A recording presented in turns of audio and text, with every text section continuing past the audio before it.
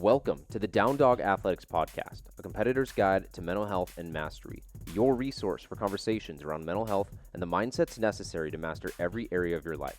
My name is Paul Klingen, and I'm a former Division I athlete that struggled with my mental health until I started yoga, which opened me up to other practices that gave me a balanced approach to my physical and mental health. The goal of this podcast is to inspire others to do the same, train and compete like an athlete, while also having the ability to slow down and practice stillness. When you can do both, you find balance and evolve into a greater version of yourself. What's up, everyone? Welcome to the Down Dog Athletics Podcast, Competitor's Guide to Mental Health and Mastery. My name is Paul Klingen, and I'm your host, and I'm going to get right into today's podcast. It is chock full of good stuff, valuable content, and we got some giveaways and discount codes to also share with you guys. And I've been looking forward to this podcast since I decided to have a podcast. Having on Dana Santos has been something that I've been looking forward to for, like I said, the entire time I've been doing this podcast, because she's someone that I want to model my career after. I love how she had a yoga background, how she found how to work with mobility and breath and mind body in the professional space. She's worked with thousands of professional athletes across every professional organization in Canada and in the United States, from NBA, MLB, NFL, WWE, like you name it. She's worked with just about everyone. So well respected in the strength and conditioning industry for what she does. She's an author. She's written practical solutions for back pain relief. She's also got a funny story about another book that she wrote that got her into the industry. I'll let her tell the rest of that story. But then she's also got an online course for breathing, Breathe Better 101. I've done it. It's fantastic. As I mentioned, she's an author, speaker, also a CNN health expert, does a ton of content for them. And she's an expert on mobility, breathing, and how it all connects as a mind-body coach. Before I get into today's podcast, because again, I want to get right into it with as much content as we have, but you can get two different discount codes. Use Down Dog code for 15% off the Breathe Better 101 course, or you can use Down Dog for $5 off the Mindset Reboot course. Those are on her website, mobilitymaker.com. And last but not least, before I get into the episode, I'm going to be giving away a copy of her book, Practical Solutions for Back Pain Relief. So whether you golf, you weightlift, you sit at your desk all day, and your back pain is killing you, I bought an extra copy. I now have 3. I'm going to give you one of those. Just tag Dana and I on social media. Let us know that you're listening to today's episode, and I'll hook you up with it. I'm going to give you maybe 4 or 5 days to tag on the podcast, and then we'll be giving that away probably around Sunday. So be sure and tag Dana and I. Let know that you're listening to the podcast. And without further ado, here we go, Dana Santos. Dana, what's up? Thank you so much for taking the time to come on to this podcast. It's an honor to have you on. Oh, well, it's a privilege to be here, so thank you. Yeah, the crazy time that we're in right now has affected us all. And I think one of the things that has been interesting with watching you, obviously you work with so many different athletes, and we've all had to adapt. How are some of the ways that you've adapted just in the last 3 months to make sure that you're still able to work with the athletes and the teams and everyone that you work with? I think it's very similar to the folks who are listening, where we've all been on Zoom. I mean, some people had never heard of Zoom before, and now they're on it on a daily basis. I had used Zoom previously, but not to the extent that I am now. And so that's been the biggest change. Everything is virtual. I haven't seen any of my pro guys in person since spring training, and that was abruptly ended. So how many months has that been? I mean, I think the month of April lasted about 3 years, so it's really hard to figure out. Yeah.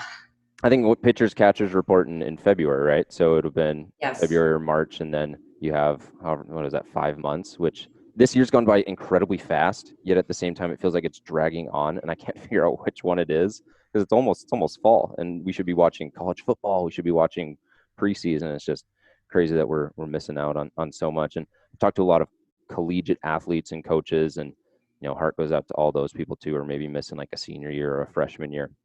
But the thing that I want to start this podcast off with, and we'll get into all the work that you do and really dive into the breath, because I find that one of the most fascinating things that we can improve on as humans, but you are such an expert in that.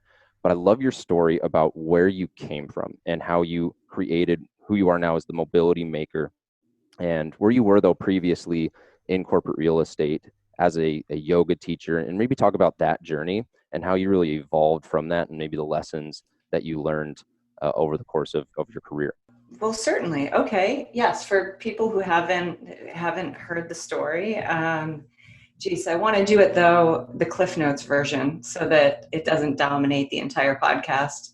Because when you start to when I start to go back, it takes me back to that place, and it still feels like some days, because I'm so excited about what it is that I'm doing and I've worked so hard for this. Some days it still feels so fresh and so new. But I mean, I had worked in corporate real estate. I had grown up really poor, and in fact, I was a teenage mother, and I almost didn't graduate high school because it's not that easy when you don't live at home and you have a baby and you're 16. So it was kind of a challenge, but I definitely wanted to create a better life for my child and also for myself. But of course, being so young and having grown up poor, I didn't really know what a better life looked like. My definition of that was based on, well, since I was poor, that was probably the reason why everything sucked so badly growing up, which now that I'm an adult and have lived through so many other experiences and have, an education, I understand that it really wasn't that. But that's all I had to go on. So I decided that meant that I needed to be successful in terms of financial gain. I had to be set up where I wouldn't have to worry about money, because that, of course, dominated my life at the time. Not having enough money for food, for gas, to take care of my child. And the town that I grew up in was very much impoverished, and there were so many people in my family, people all around who would leave school at the 8th grade. Like, graduating high school wasn't even a big deal, if you can imagine that. And that just wasn't me. I almost was like the black sheep in my family by the fact that I wanted something better, if that makes any sense. Yeah. And so when I did graduate, I decided I was going to move. But remember, money being a problem, I moved in my car, but ended up having to live in my car with my child until I could find a job. And I moved from New York to Connecticut because I did have a friend who had a nanny job there. And I thought this was perfect. If I could become a nanny, then I could live in their house and be watching their children and also my child at the same time, solve the problem of childcare. And it seemed like a perfect solution. Of course, it took me a little while to find employment. So we did the whole, remember the Will Smith movie where he was homeless, and Oh yeah. did you ever see that one? Yeah. With this kid, and they're sleeping in the Yes. bathroom. Wait, I want to say Happy is in the title of that movie. What is that movie called? Pursuit of Happiness. Yeah. Pursuit of Happiness. That's it. And so, I was kind of on the same kind of pursuit. And I just remember using, there was a Burger King bathroom that we would use to clean up, and then spending our evenings there was a Toys R Us where my daughter and I would go in the Toys R Us and literally just play in the aisles until it was time to go to bed. Now, this only went on for a week or two while I did job interviews, so it wasn't like I was, homeless for a long period of time. But that definitely adds character. Thankfully, my daughter doesn't remember any of this. She was just a toddler. But and thankfully we were also safe. But yeah, that was an experience, but it wasn't yet getting me to the point. It got me some security and stability, but it wasn't going to get me to the point of not having to worry about money. So I ended up eventually getting to that place where I could afford my own apartment. But that meant working multiple jobs, which I had been doing since I was 14 and had working papers, so I wasn't concerned about that. So I worked as a nanny, but I also worked at Macy's. Then I started selling cars. And while I was selling cars, I was also renting a 1964 Good Humor ice cream truck and working as an ice cream No way. person. Yes. So, but what I found was going to businesses, I got way bigger tips than I would, going to like baseball parks with little kids or through neighborhoods. So I started going to like the Home Depots and the golf courses and places like that. So I was making some decent money as an ice cream truck driver. Probably not what you thought my career looked like. And this is something that probably I haven't shared on other podcasts. So I'm trying to share some things that maybe are other people who've listened Yeah. to podcasts I've done haven't heard before. I haven't heard this, and I find this fascinating, and it adds more to the story of like how you've evolved, which is really cool. Yes, and the reason that I'm sharing this is because so many people will tell me they feel stuck. And I ask them, what their career trajectory has looked like. And it's like, it's pretty traditional. It's, high school, college, internship, but now I don't know what to do.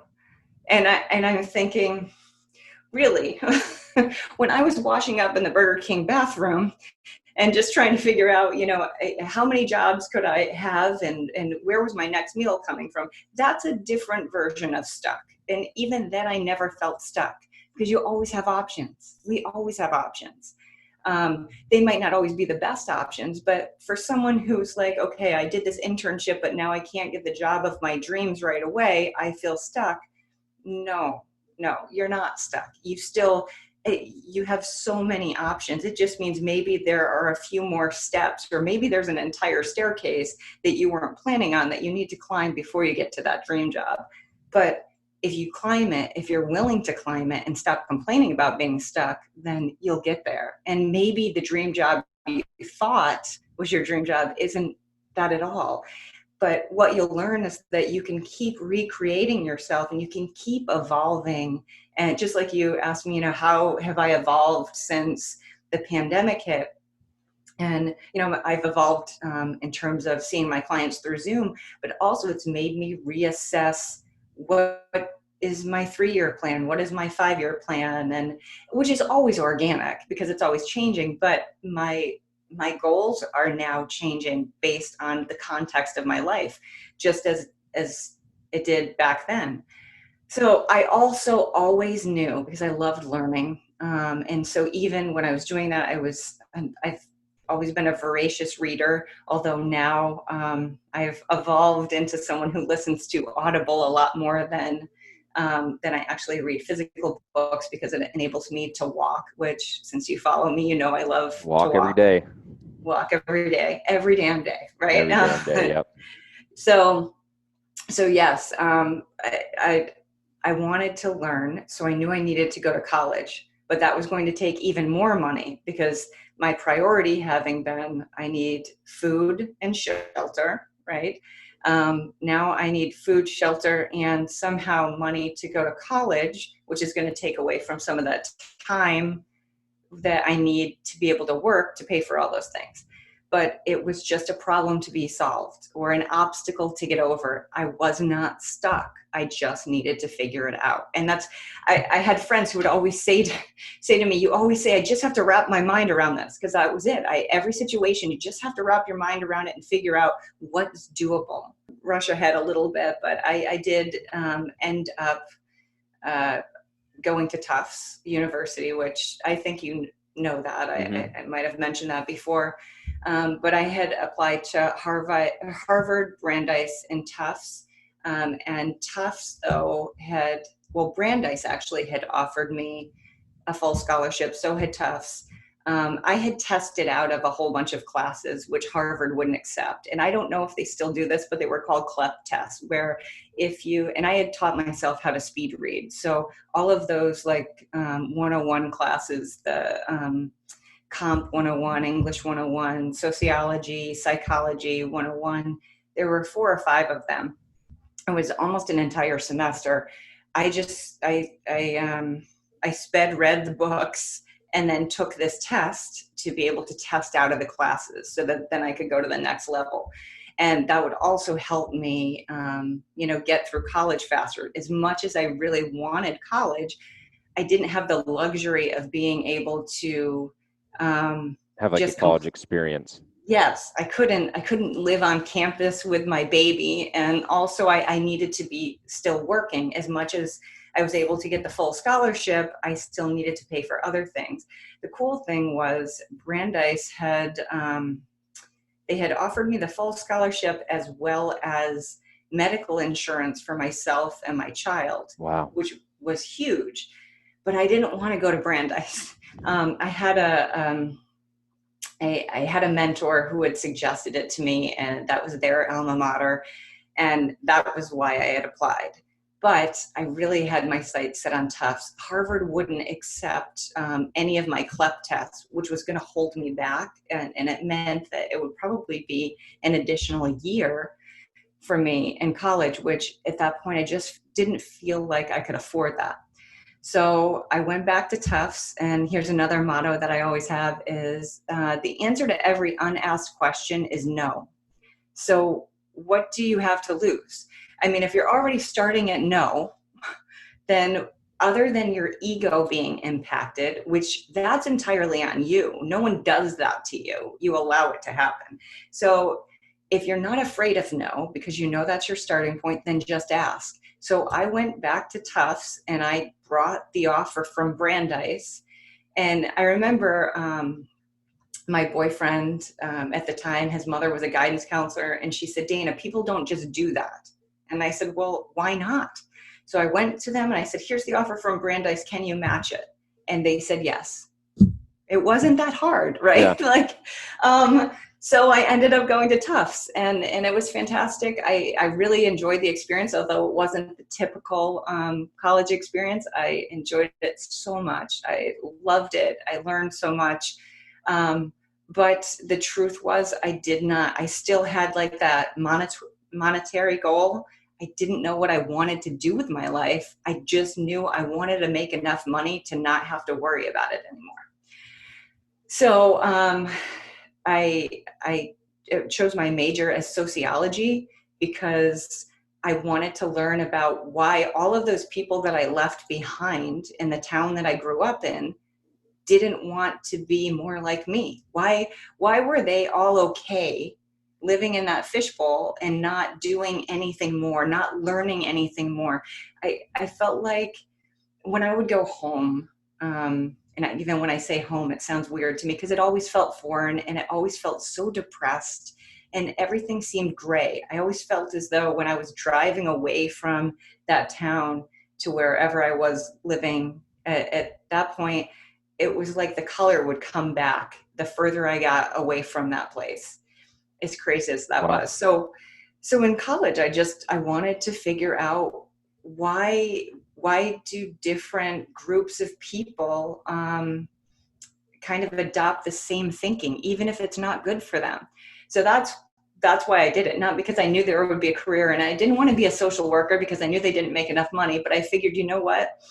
I had read enough CEO bios to know that it didn't matter. Like my major really didn't matter. Why not do something that was interesting to me that could make me a more well-rounded person and better prepare me for the way that people were going to act in, the real world. Yeah. So that's why I chose that. And then I did a minor in marketing and public relations. And that was what ended up leading to the career that I had initially, because then I internshiped at a PR firm. And when I left the internship, they asked me to stay on as an employee. So while I was still in college, I kept working for them. But then when I graduated, the biggest client that the PR firm had, when I graduated, I wanted to start my own PR firm. That client wanted to work with me so badly that they became my first client. And I feel strange about that when I recount that, because the PR firm that I worked for, I think because I had come in as an intern and I was so young, they didn't have me sign a non-compete agreement.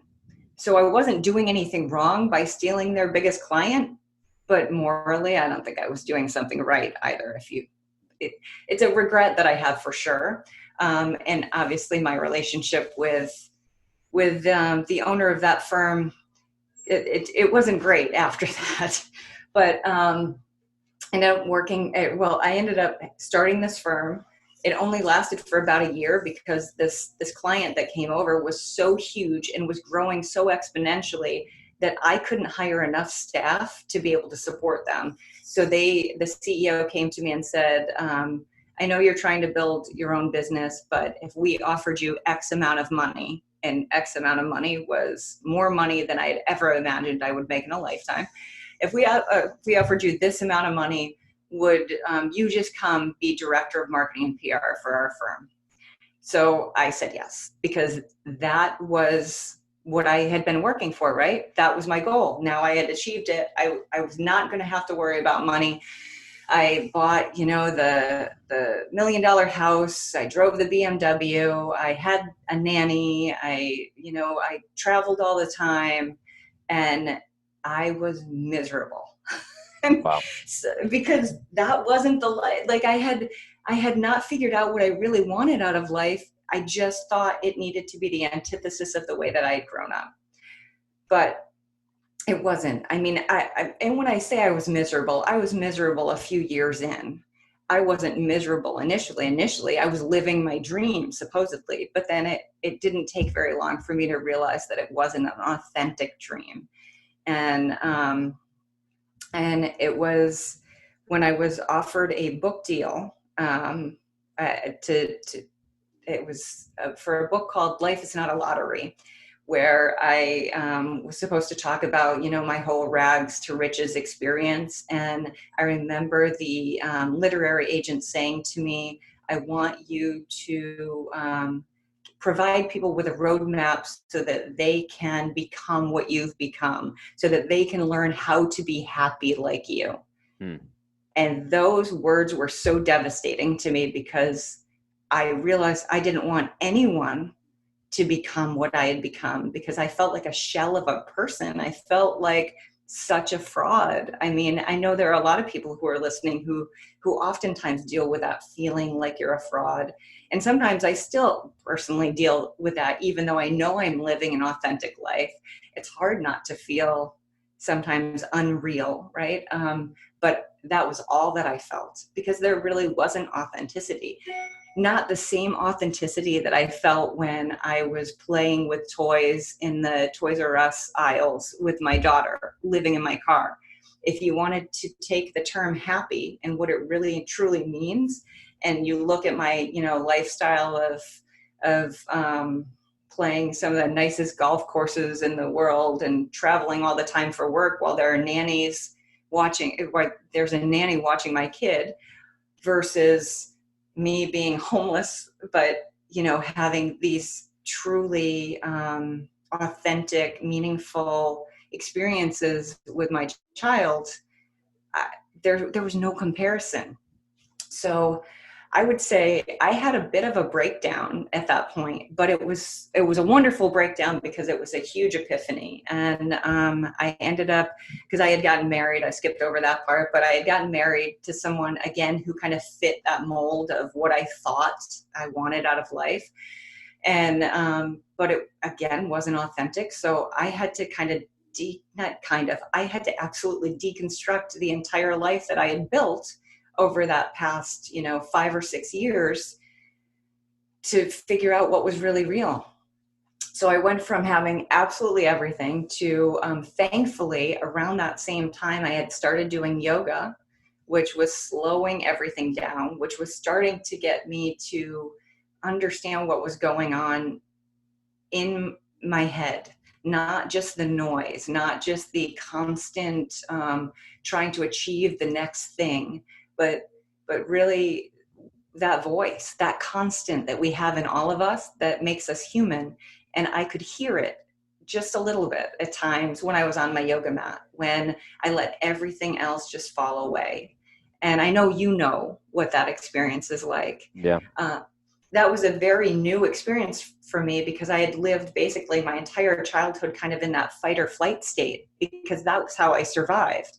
And I didn't know how to come out of it. And even that's how I approached business. That's why I made the decision that I made to steal that PR firm who'd given me the internship, who taught me everything. I stole their biggest client because it was fight or flight for me.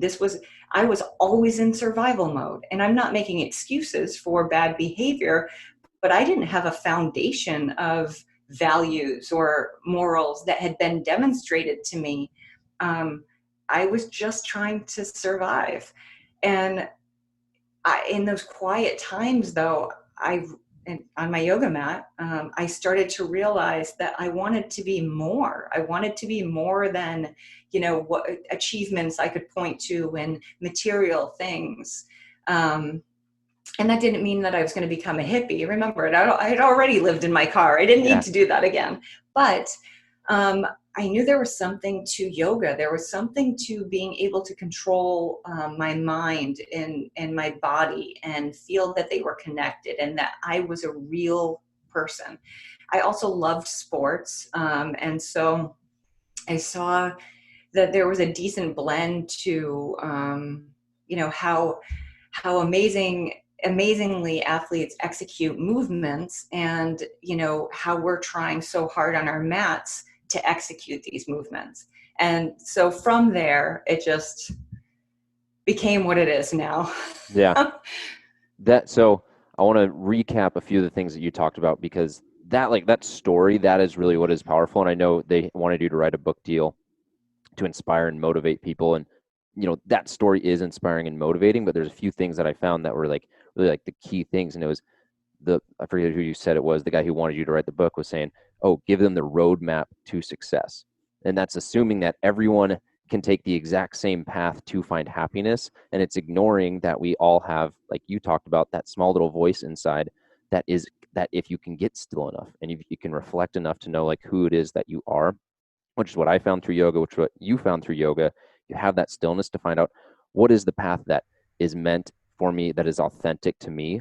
And then at that point, yeah, you're going to run into obstacles, but as long as you're on that path, everything's good. It might not be the perfect situation that you see on TV or in social media, but you know that you're following that true path. And so you're in alignment. So there's so much less friction. There's so much less stress. There's so much just doubt of what am I doing all this for?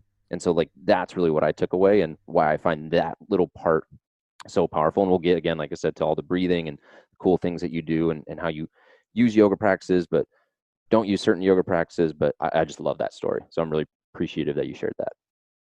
Well, thank you. Yes, and that's, you distilled it so nicely. That's absolutely it. Being able to find that authentic part of you that is constant, that regardless of what you come up against, that you can find that in you. And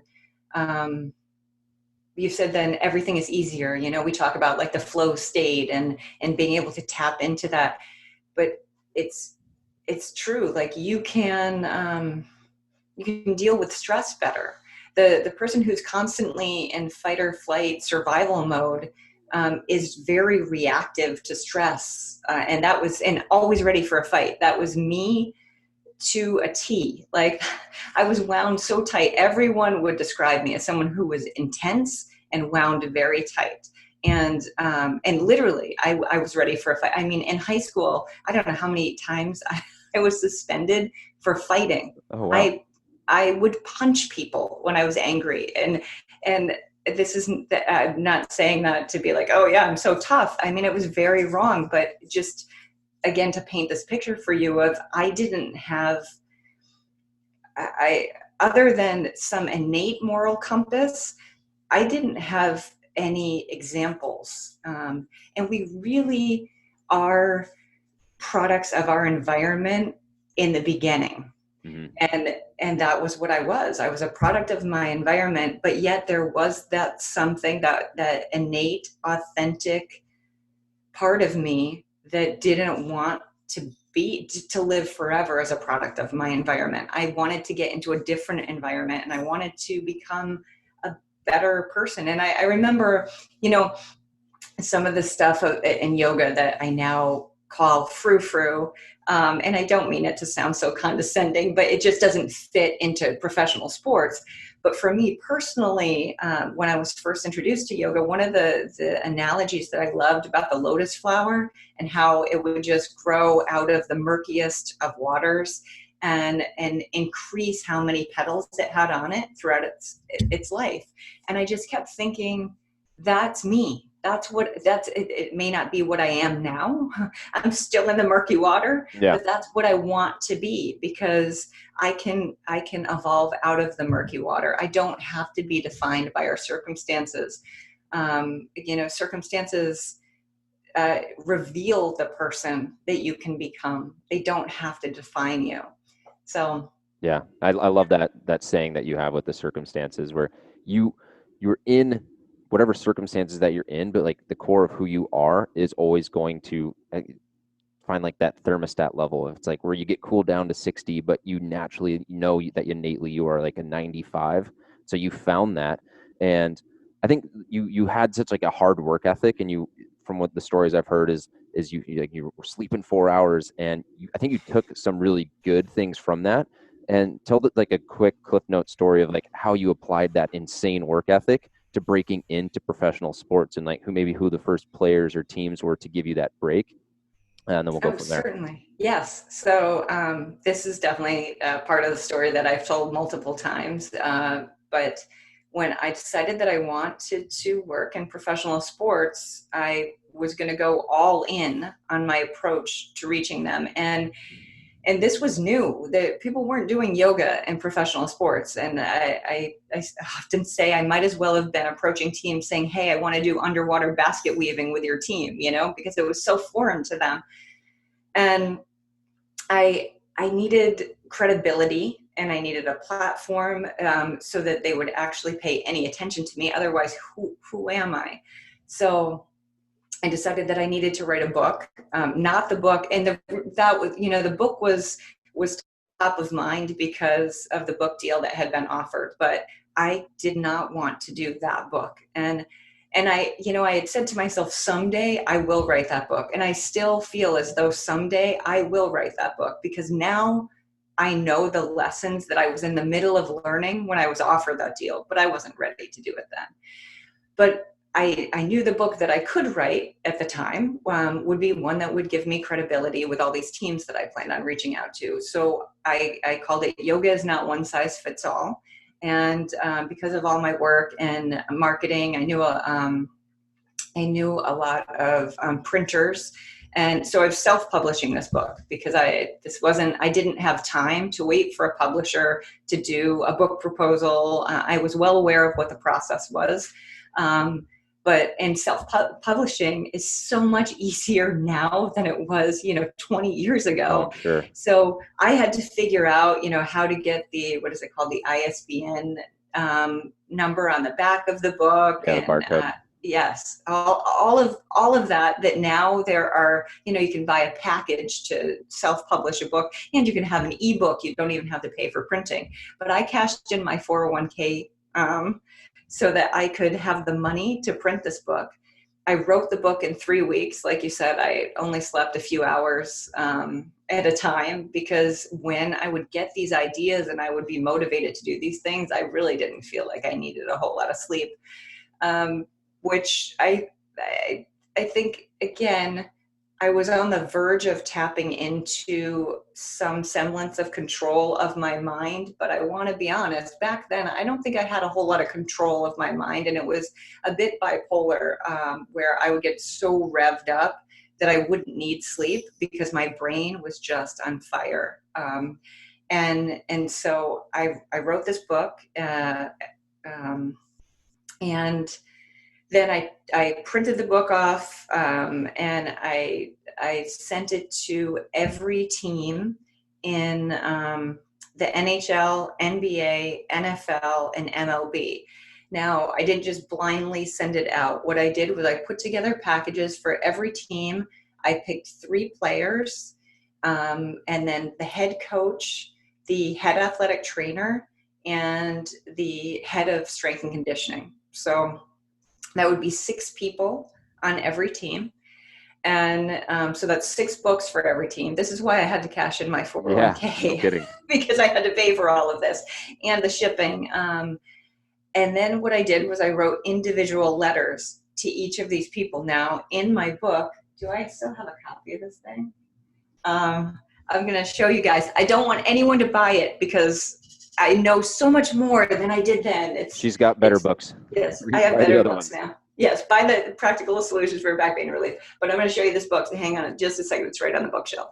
And selfishly, too, I have to remind myself, I haven't looked at this in so long. So yoga is not one size fits all. Wow. I even had a different last name then, Edison. And so it was in a binder. That was the one mistake that I made because after I had used this as a marketing tool, I did send it to Barnes and Noble, and because we still had all the brick and mortar. Barnes and Noble, Blockbuster, yes. all the good stuff. Yeah, we have. Yeah, we had those still, and I sent it off to them, and they loved it. But they said the only books that they actually would shelf as binders were cookbooks, because a binder takes up double the shelf space of a regular book. Now, I did it as a binder because I had different sections in here where you could organize it according to whatever kind of workouts you wanted to do. So I wanted you to be able to move the sections around. So I thought I was being clever doing that. But what I was doing was ensuring that I could not put this in a bookstore, other than a bunch of boutique bookstores that all around Boston that we also sold them. I sold them on Amazon as well. I'd say maybe I broke even after all the sales, but I think I'm being generous there. Thankfully, it's so long ago that if there was a loss, I don't remember it at this point. Yeah, you've recovered. So I sent this book out, and I wrote individualized letters to each of the people that I mentioned. Now, back then, we still had AOL email accounts. So for those of you who can remember what that was like the beginning of the internet. And when we still had dial-up modems. You guys probably don't remember what that sounded like, but it was like a fax machine, and it would like scream at you. And so when you guys get frustrated and you start to get the wheel of death and it comes up within 3 seconds and you're like, oh, I can't wait for this, and you restart your computer.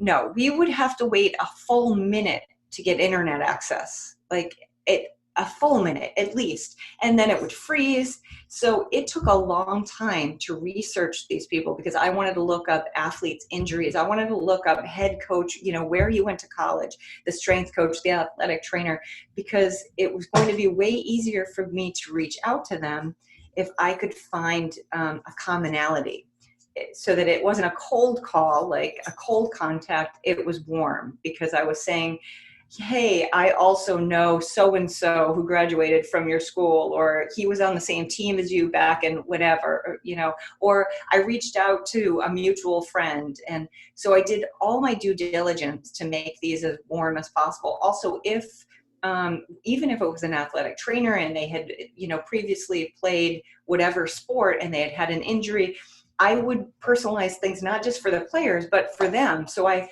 earmarked pages in this that I referenced in these letters. These were not form letters. These letters took longer to write than the book itself. Wow. But now, having worked in marketing, I knew that a 3 or 4% return on a direct mail piece is successful. 3 to 4%. I was in the 35 to 37% range. My phone just started. Yeah. My phone just started ringing. The first person to call me was Terry Francona from the Boston Red. He was with the Boston Red Sox then. He was the manager. And I didn't even believe it, because I didn't expect the response that I was going to get. So I basically interrogated him when he was telling me he was Terry Francona, because I thought it was a friend messing with me. So, but then after that, it was just, managers, players, everybody that I had sent these out to. Even when I got rejection letters back from people, like Romeo Crennel had sent me a rejection letter, and it was personalized, because I think that, you get what you give. And so I didn't get a form letter back. I got a personalized letter. And the cool thing about, and I still have that rejection letter from Romeo, was that he's a special assistant coach at the Houston Texans now. And a couple of years ago, I went down to do an in-service with them, and I got to meet him, and he participated in the final meditation at the end of the day, and he told me how cool it was. And then I reminded him how I had reached out to him when he was at the Browns, and he had sent me back the letter, and he remembered. So the fact that I made that impression, and then, we were full circle, and now I was working with him, it was super cool, right?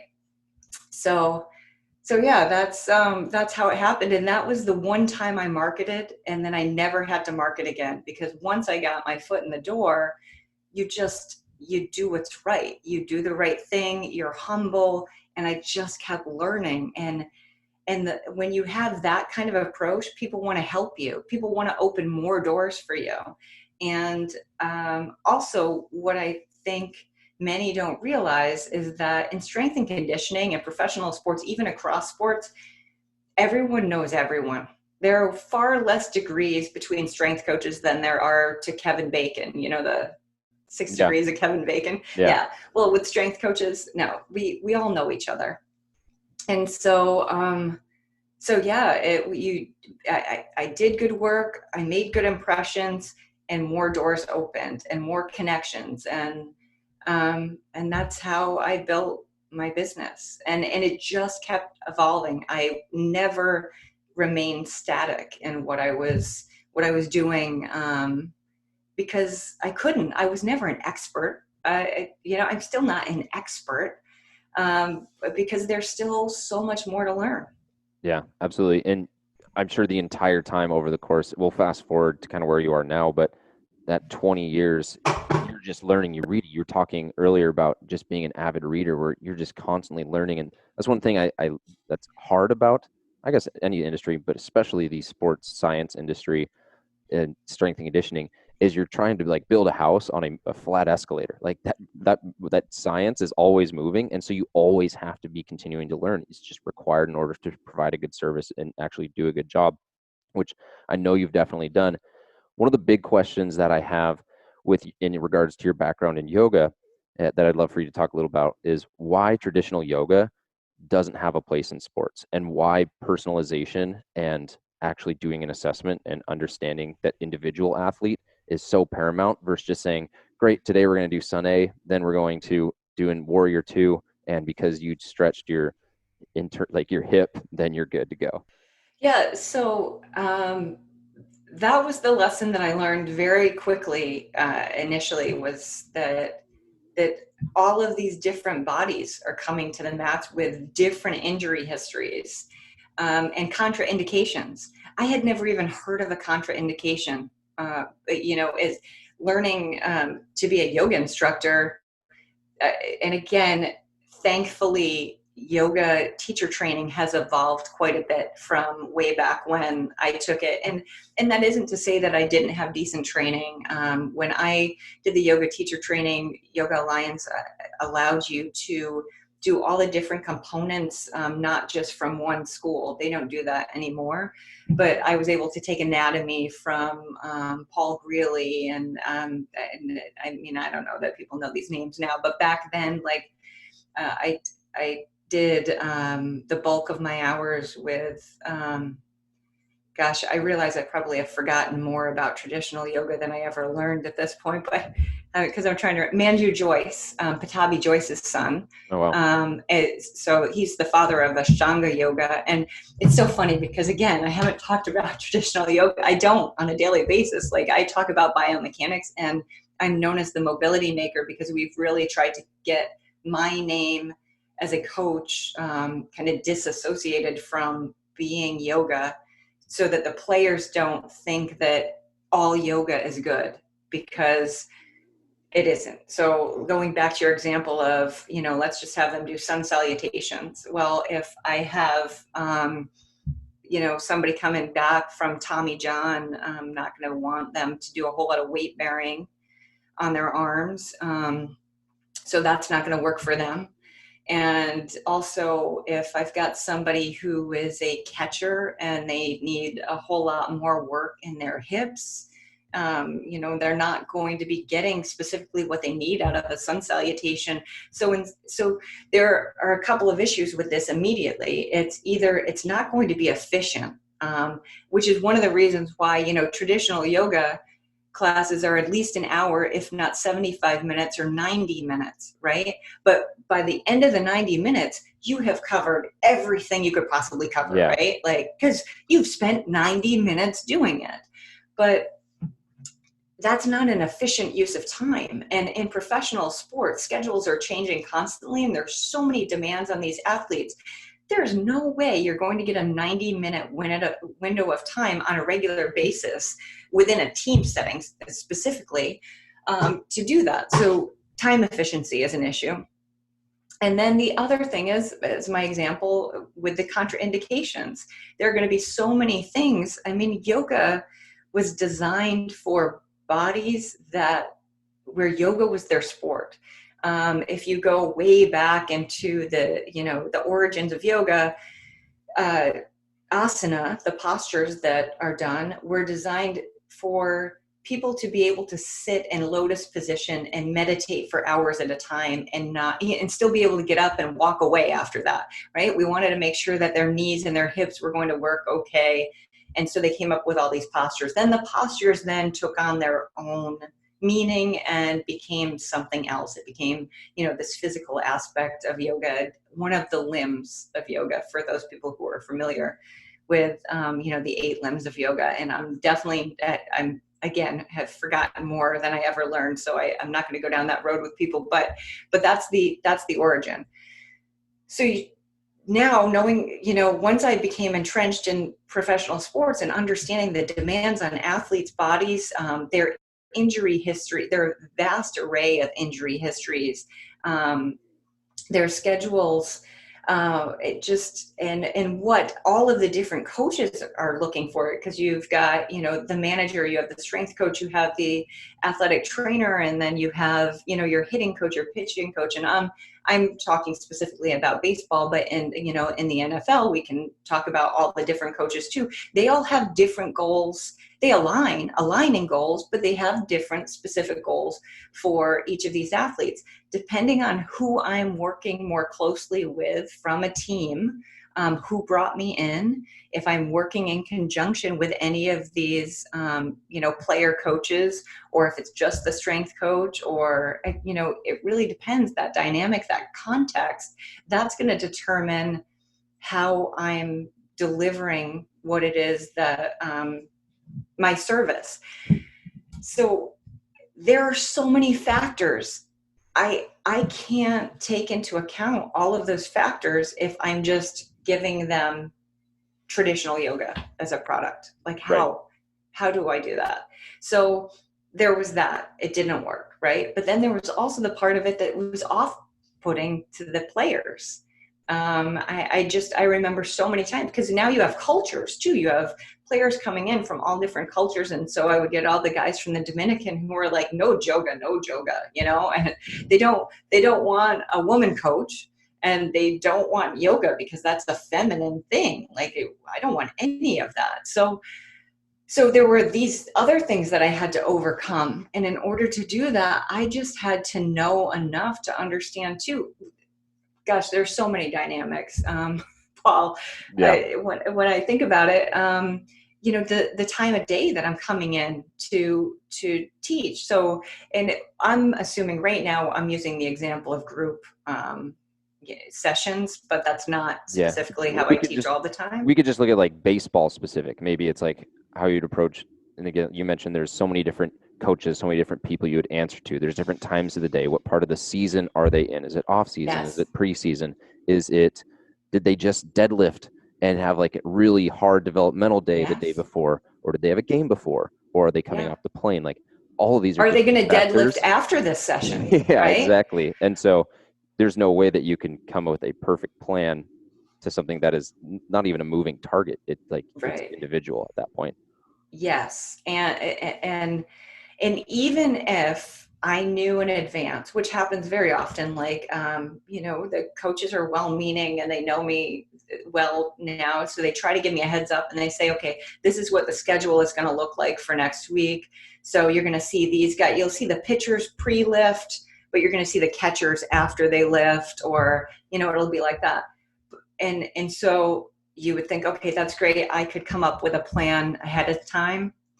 But no, you can't, because then I'll show up and they'll say, okay, well, so MLB had surprised us with this meeting, and they came in. And so now you're going to have the catchers pre-lift and you're going to have the pitchers after they're like, you can't plan. Like you have to just know what you're doing enough to be able to organically come up with what's going to work based on the needs when you show up.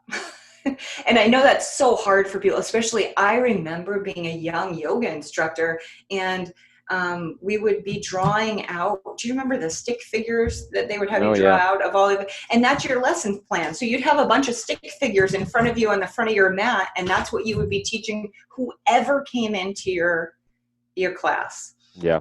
That will never fly in professional sports. And even if you come up with, well, yeah, but I'm going to do a baseball, I love that. I'm doing baseball specific yoga, so that's going to work. Okay. Does your baseball specific work, your baseball specific routine, is that going to work? Pre-lift, post-lift, is that going to work? Like, let's say they're going to run right afterwards, or they just came in from running, but it still all works. You got your 60 minutes. Pitchers, position players, Right. catchers, you got lefties, righties, and it's yes. Yep. And all different, also you have, guys coming off of rehab at all different phases. And are you going to account for that? Also language barriers. So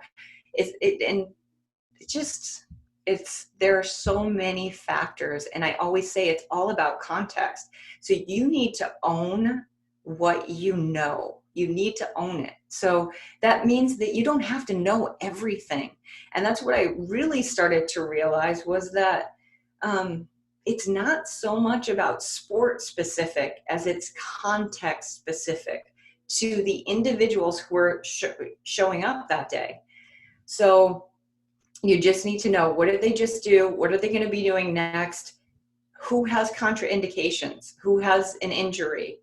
Also, you always have to make it very clear that this is not no pain, no gain, because I wouldn't have survived this long in professional sports if I was hurting people. Yeah. And yoga can hurt people just as easily as it can help people. It all comes down to how it's taught, how it's cued. It's so subjective. And I think, unfortunately, with good intentions, people have put it out there that yoga is the panacea for everything. You have yoga for back pain, yoga for neck pain, yoga for this, yoga for that. You can use yoga for anything, and it's going to, cure it all. But that's not so. It's so subjective. And I also like to compare yoga to driving a car. If I told you I drive a car, you're going to conjure some kind of image of car that's familiar to you. But, I drive a Prius. If I said I drive a car to, one of the Lightning players that I work with who drives a Maserati, he's going to have a completely different car in mind, right? Yeah.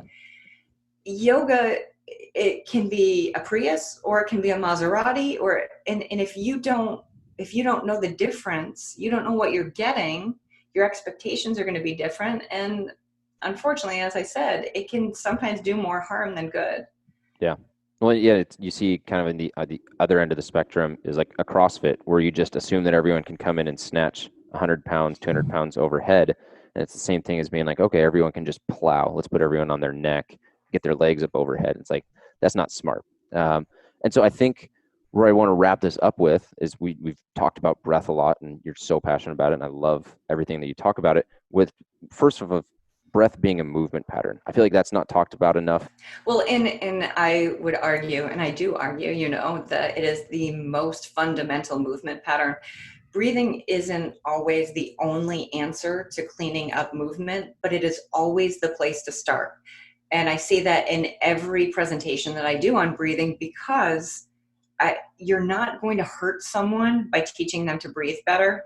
And in fact, you're probably going to clean up some other movement patterns that, if you hadn't addressed the breath, would have been an uphill battle, right? Because it's like treating the symptoms without treating the cause. And again, breathing isn't always the cause for other movement patterns to be dysfunctional, but it's always a contributing factor.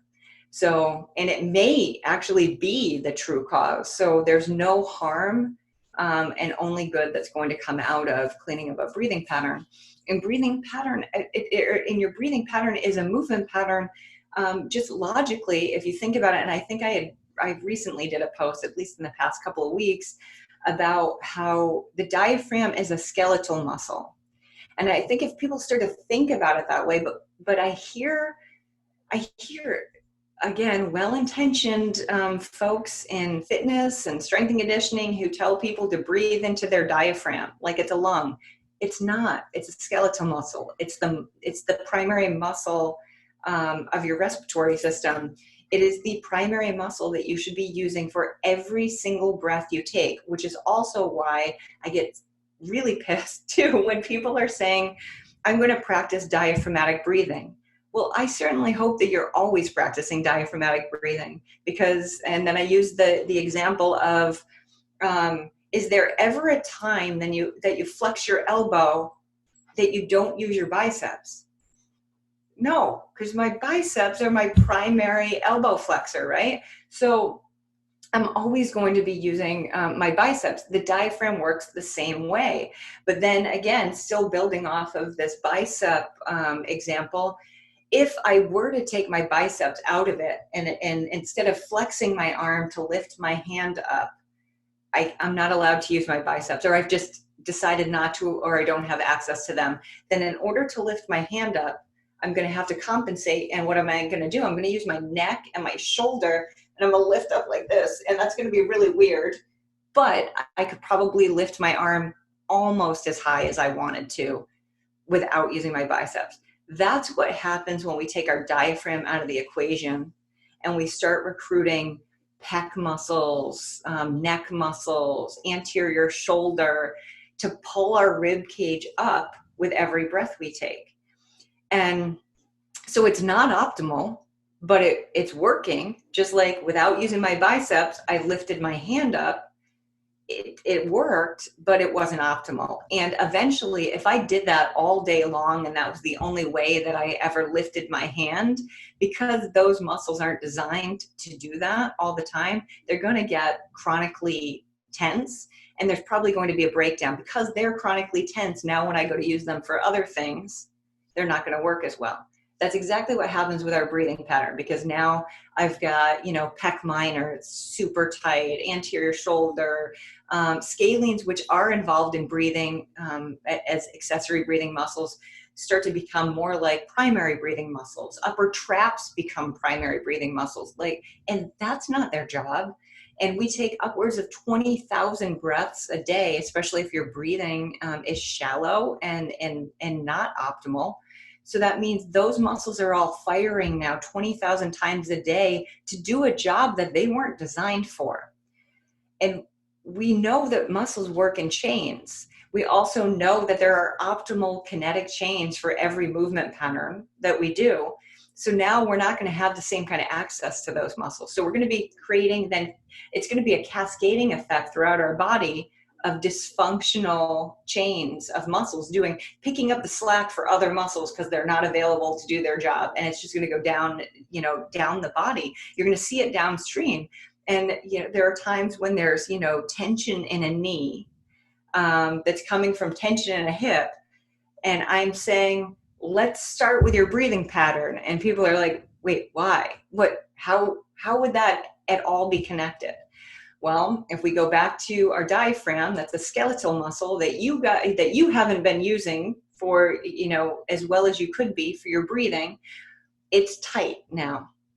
that skeletal muscle attaches not only to your ribs, but also to your lumbar spine. And at the attachment to the lumbar spine, it intersects with your psoas major. Your psoas major, now we've gotten our way down to our hip, right? Because everybody talks about they have tight hip flexors. Well, what if the base cause, the root cause of the tension in your hip flexor and that dreaded excessive anterior pelvic tilt is coming from a lack of diaphragm use that's causing tension in your diaphragm, that's causing tension in your psoas, that's tilting your pelvis and into an anterior tilt, that's increasing the tension in your hips, which is putting more stress and tension on your knee.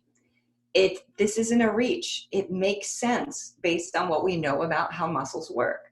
And so that's why we start to optimize the breathing pattern. We bring the diaphragm back into the equation. Now the diaphragm has lost all of that, tone that it had because it was so tight and because it's being held in a semi-contracted state all the time. Now we've let that go. And now the hip flexors loosen up, and now the stress on the knee is gone because we're getting more mobility out of our hips. Also, there's back pain. There's so many things that can be rooted in this, but that's how I go from, you've got some tension in your knee to let's clean up your most fundamental movement pattern, and then let's see what happens. Maybe there's still tension in the knee because now that we've cleaned up the breathing pattern, we've started to loosen up the hip, but we realize that there's more hip mobility that we need, more controlled hip mobility. So now we're going to focus on the hip in order to release that stress on the knee. But there's less work to do, and it's not an uphill battle anymore because I'm not fighting against a movement pattern that's happening 20,000 times a day, unbeknownst to us, that's less than optimal. I hope that makes sense. Yeah, no, it makes a ton of sense to me. And I'll kind of use an analogy that I have on my end too. One of my favorite sayings in business is scale magnifies inefficiencies. So recently I ran a marathon, and I don't know how many breaths that would be in that time, but I've read on the internet it'd be roughly 8,000, 9,000, I'm not sure. But just imagine having an inefficient breathing pattern for 9,000 breaths. Well, as you add speed or stress or tension or load or intensity, then you start to find little cracks in the kinetic chain like you're talking about. And so it makes so much sense. And it's why I find it's so powerful yet so simple is if you could address that. I'll see it a ton with people who are doing a kind of hinging motion or pressing overhead, right? Got to get those ribs pulled down, stack over the pelvis. And if you don't do that, then you see shoulder issues, but it was never a shoulder. I mean, it might have been a shoulder mobility issue, but it was cleaned up through breath and through getting the rib cage to actually work the right way. And that's why I find like what you talk about so fascinating, because again, you're not going to solve every problem, but if you start in the core axial, you're going to be able to clean up a lot of things outside, basically. Absolutely. Yes, that's it. The mobility is fundamental. I wouldn't say that we're adding in like these just adding in these yoga-based things, where speed and strength are paramount. Speed and strength can't happen without the functional capacity to move well, because you don't want to build a house on a faulty foundation. And what I'm doing is reinforcing that foundation. That's why like some of my best work is done. And one of the reasons why I became a strength coach was so that I would have a better understanding of what an entire strength and conditioning program looks like, so that I can get into the different parts of that program to reinforce the foundation, so that there's constant reinforcement throughout the whole program. So when people say, are you usually involved in, warm-ups, or is it recovery, or do you do stuff like that's directly in the, strength and conditioning program? Yes, it's all of it, because that's the most efficient way to do this. Now I'll have, and if we're using baseball as the example, I'll have, starting pitchers who are in a rotation who have more off days than other players who would have the capacity to actually do like a yoga routine. It's going to be something very specific to them. Again, it's also not going to look like traditional yoga. because it's so specific to them. But there will be mental aspect. That's that we haven't really talked about that, but a lot of the meditation and mindset stuff that I've taken from yoga, I've taken it from yoga where it was introduced to me there, but then I've done the research to make sure that it's based in what we know about neuroscience. It's based on what we know about physiology, because a lot of this was created anecdotally based on, or experientially, thousands of years ago. Yeah, we didn't know these things. We have actual studies in science and stuff that can amplify it or modify it. Yes, and especially working in professional sports, I'm not going to be doing anything with these guys. I mean, sports science is huge throughout all of the teams that I work with. I'm not going to be doing anything that isn't science-based. It's going to be based on science, and that way I can get better buy-in, not just buy-in from the coaches, but also buy-in from the athletes, because this has been proven to work. This has been proven to get you to where you need to be. And so that's very important. But yeah, I want to make it clear that what I do is reinforcing the strength of the overall program. It's reinforcing that. It's more about durability. Like, people will say to me, "Oh, it's good that you're going in and you're making those guys flexible." That isn't what I'm doing. I'm making these guys durable, because if you can move well, if you can, flexibility is my least favorite F word. I say, to me, it's a bad word, because it tends to evoke images of like passive movement, splits. A split is not I don't want to see an NHL goaltender that I work with do a split. I'm not impressed with that. What I'm impressed with is if you can do a split and then pull your legs back in, whether it's one at a time or both together with control.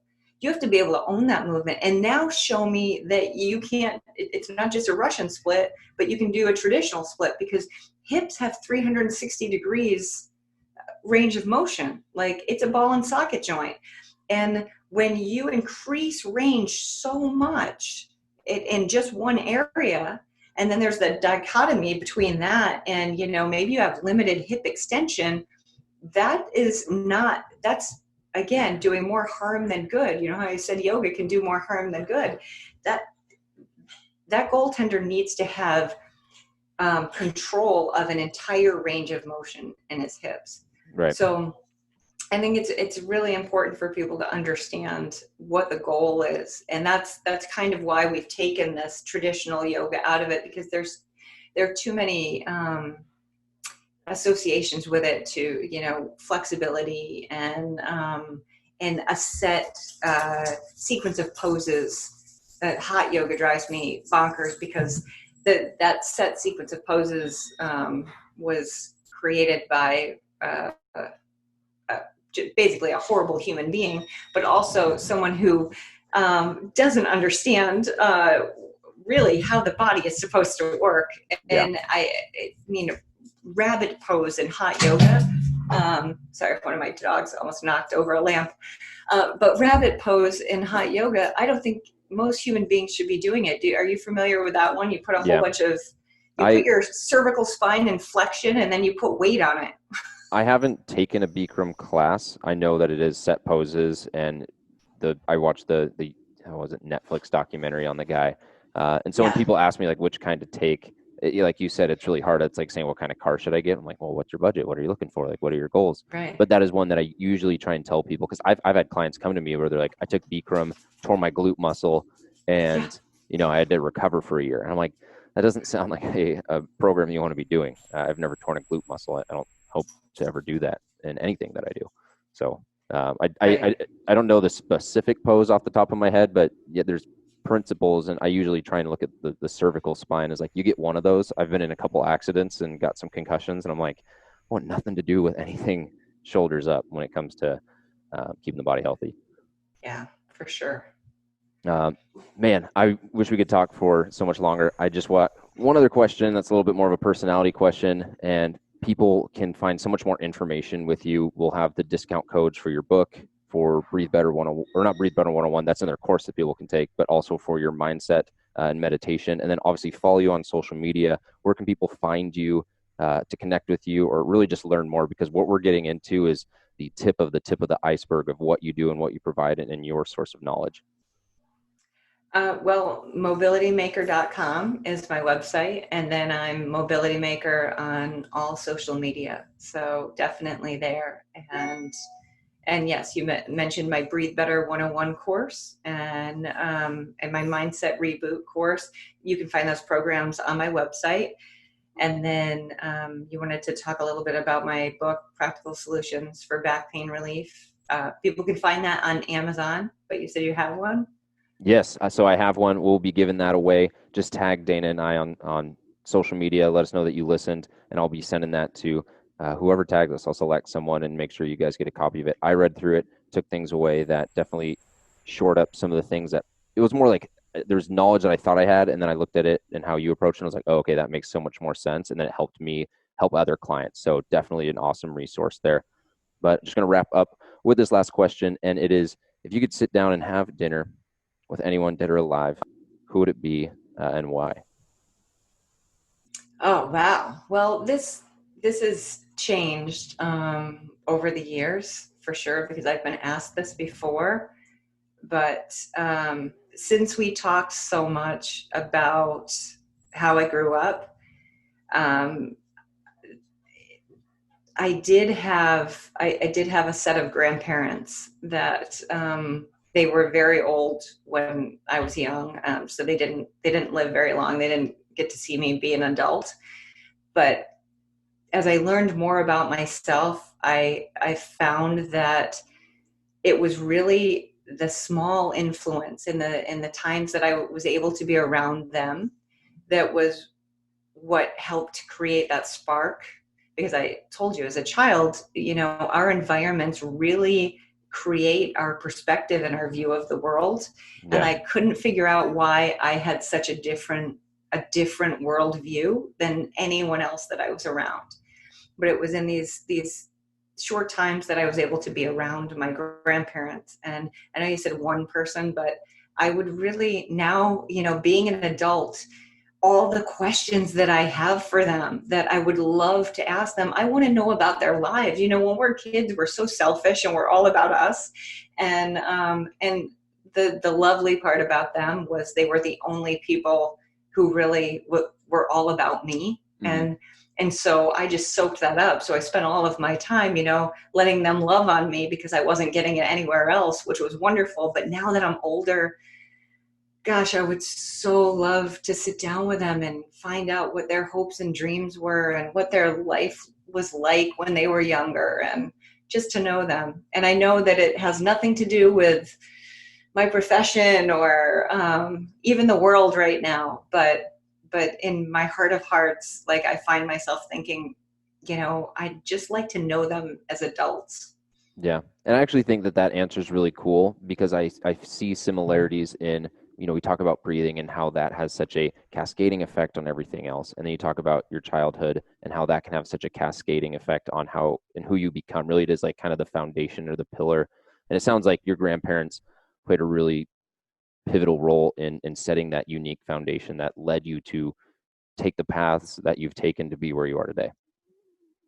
For sure. Yes. And I would just like to let them know that it mattered. It mattered so much. And, you know, on that note, just I want to remind people that the little bits of effort that you put into letting another human being know that they matter, whether it's a stranger, like acknowledging someone, especially now more than ever, where we've had to social distance. So even if it's acknowledging someone through a text, sending them a message, taking the few seconds to do that, you have no idea how much positive impact that can have on someone's day. And it's just like what I said previously about, breathing isn't always the only answer, but it's always the place to start, because you're never going to hurt anything. You're only going to help. So if there's someone that you haven't reached out to in a long time, and it's going to take you, 30 seconds to compose a text to them to just let them know that you're thinking about them, you don't know what point you might be catching them in. We're all under so much chronic stress right now. Take the time, because you might be making a huge difference in their lives. I mean, the fact that my grandparents took the time to make meals for me and to, read a book to me, or it it that's the reason why I'm sitting here talking to you, and I'm not stuck back in the life that so many other people that I grew up around, are in. And many of those people are in jail or dead, or just haven't even moved. And we just don't realize what a huge impact that we can have on Yeah, people. So I love that. do that. You never know where someone's at, and you could be kind of like a fork in the road with that comment. So I love that. You Good way to could end it. be. Awesome. Well, thank you so much for the time. Loved having you on, and look forward to connecting in the future. Definitely. All right, before I let you guys go, just want to say thank you so much for listening to today's episode. As I mentioned, today was really a hallmark guest for me. I was so excited to have Dana on. Wish we could have talked for 3 hours. We might record a part two, and really dive into what she's an expert in, but I just loved her story that she talked about for the first 30 minutes. As a reminder, we got a couple discount codes for you guys. Use Down Dog, and then you can go to Mobility Maker using that code to get 15% off her Breathe Better 101 course. That's the best discount that she's ever given away. Or you can use Down Dog for her Mindset Reboot to get $5 off with that. And last but not least, going to be giving away a copy of her book, Practical Solutions for Back Pain Relief. Again, I read it. I've got multiple copies. Going to be giving one away to a listener that tags Dana and I on social media. Let us know you're listening to the podcast. And as always, if you dig the podcast, if it's your vibe, subscribe, leave a 5-star rating and review. I appreciate all those ratings and reviews. Helps me grow the podcast so that we can continue to get on people to this show like Dana, like my Dream 100 that I've got, that slowly checking people off. Other than that, though, I'll let you guys go. Have an awesome rest of your day. Catch you next time on the Down Dog Athletics Podcast.